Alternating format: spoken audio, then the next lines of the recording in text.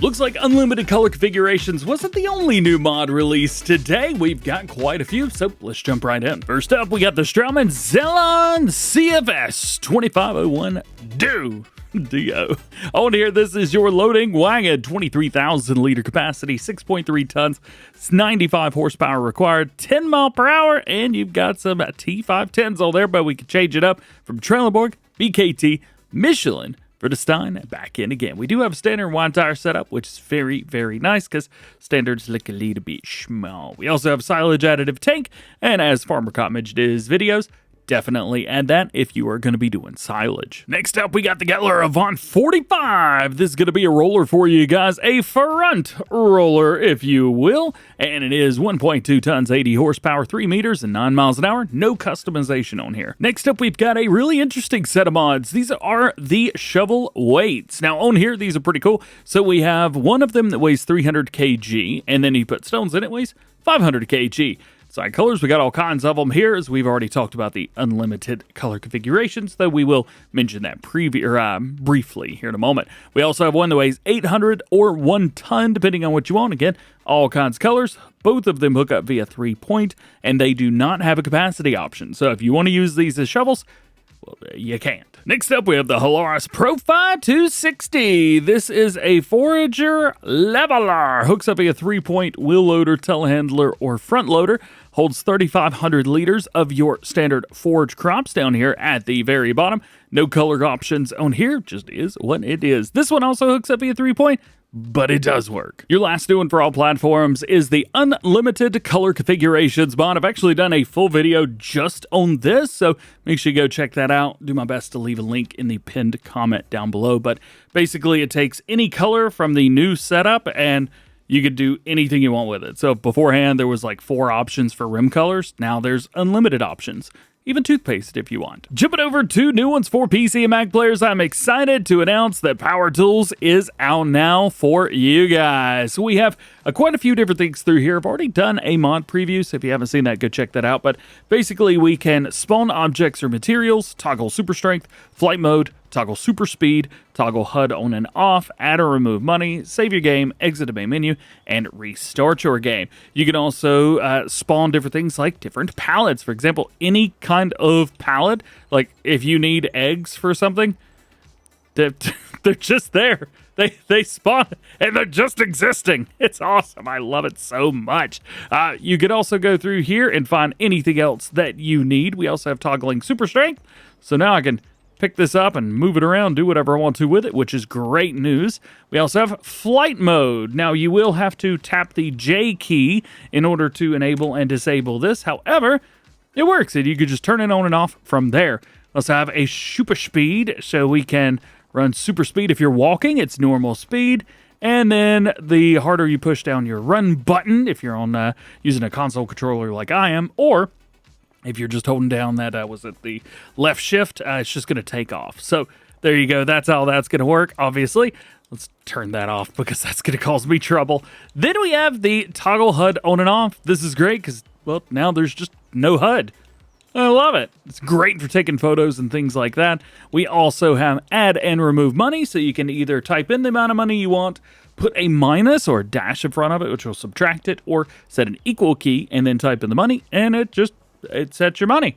So you're good to go there. And then we also have the save game, exit to menu, and restart save game, which are all fantastic. Now, sometimes when your game is paused, you still want to be able to control a few things, and that's where this also comes in. We have restart the save game, exit to menu, save the game, exit to the menu with a hard reset, and restart save game with a hard reset. So you have those, and we can back out. If you hit your pause button, you could still go into these save menus. So that is just absolutely fantastic. I love that you can do that. Heck yeah, man. PowerTools is here. It uses by default the F12 key. We all know that EasyDev also uses that key. We're assuming we're going to see that mod eventually because the modder's already released one mod, I think, on the mod up. So we'd expect to see that sometime soon-ish, maybe. For me, I like to use a different key for that. I actually use my controller buttons to push down, but you can use whatever you want, but for now, F12 works. Next up, we got another mod. This is called the Camera Zoom. This allows us to go up and down with the camera. However, it doesn't work in third person, only first person. This is the mod or something similar to it. It's actually player action camera. I can't remember the modder of that. I think it was Wobster. But it would allow you to see under the map. It would also allow you to fly as high as you want. But this stops right here for some reason. And again, if you pop back into first person, it's gonna work. Also, you kind of see here, it does have controls for a for your controller, but I really advise against them. We can also zoom in, and out. However, unlike the player action camera before, there are limits. I don't know what zoom level that is, but it's a lot. That's probably, what is that, like 2 or 5 FOV? And then out here, you've just got an absolutely massive field of view. This would be maybe useful if you've got a super wide setup. You almost have 180 degrees right there, which is just wild and crazy to think. All you got to do is hit the center of the wheel, and that's going to reset your up and down. And then you can also do the same thing if you want to reset your field of view. Very cool. Additionally, we have the sleep anywhere you want. This is both of the last 2 mods been from the SMI modding team.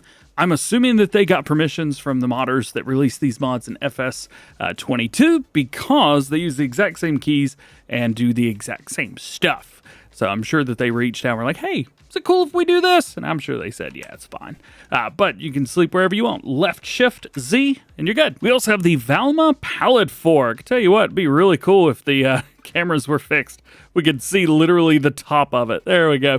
100 kgs. This is just a pallet fork for putting on the front of front loaders, and that is all it works with. Next to last new one for PC and Mac players is called No More Auto Lift from Vertex Float.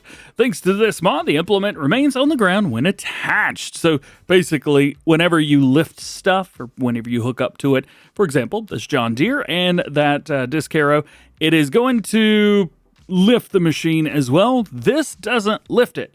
It just kind of hooks up to it. You're going to have to manually lift the machine to pick it up. I think this is pretty cool. At first I saw it and thought it had to do with the headers on the combines. I was like, isn't this already base game? But no, this is something different. And lastly, we have a standalone super strength mod. If you do not want to use the PowerTools version, if you do not want to use the one in Lumberjack, well, here you go. All you have to do is hit Alt-S, and that can enable and disable your heavy lift.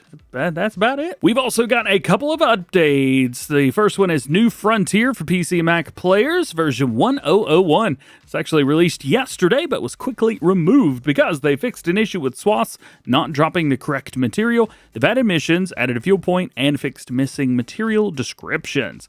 A lot of stuff to be missing on the first release here. We also have an update to the Round Baler extension. One of my favorite mods, going to be version 1.1. They say it's a bug fix. In version number 1 was the test print command accidentally active, and it has been removed. Also, we have some new features. You can now deactivate the bell wrapper for balers with bell wrapper, and you also have an collect mode for these. And collect mode? I feel like there's translations that are wrong. We also have here are always 2 bells placed one after the other. First bell stays on the bell wrapper until the second bell is finished. Then, if the bells don't roll away, you always have 2 next to each other, and it's easier to load them. That's phenomenal. If the unloading mode is set to collect and the bell wrapper is active, the tractor will be held on until the wrapper has unloaded the second bell. If the second bell is on the bell wrapper and the cruise control was active, the tractor moves forward a little bit so that the second bell is not unloaded into the first bell. That is very, very cool. Taking a look at the shortcuts, so we've got keyboard control left and alt left, and then controller Xbox, we have left bumper and D-pad down. And that is it. There you go. That is your mods for FS25 for today. I hope you enjoyed this video. If you did, drop a like, get subscribed if you're new, and join the DjGoHam fam. If you missed the video this morning talking about patch 1.3, I went over literally everything, so go make sure that you watch that after this one. Otherwise, have an awesome day. Happy Thanksgiving, a little early Thanksgiving for the two of you guys in the States. I'll catch you in the next one.